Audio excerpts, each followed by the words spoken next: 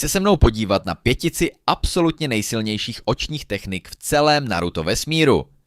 5. místo Rinnegan, dříve oči boha, které ovládaly gravitaci a 6 cest. V nové éře Otsutsuki už ale Rinnegan slouží spíš jako základní úroveň.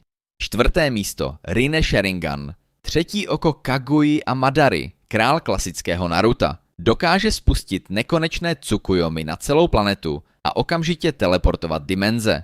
3. místo Daikokuten, unikátní oko Ishikiho Otsutsuki. Dokáže okamžitě zmenšit jakýkoliv neživý objekt na subatomární úroveň a uložit ho do dimenze bez času. 2. místo Senrigan, božské Shinjutsu. Vidíš a slyšíš cokoliv, co se právě děje na světě, nebo se stalo v historii až do tvého narození.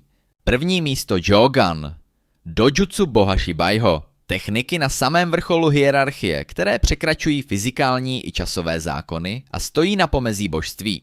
Souhlasíš s tím, že nová generace překonala staré legendy? Napiš mi svůj názor do komentářů a hoď follow pro další rozbory.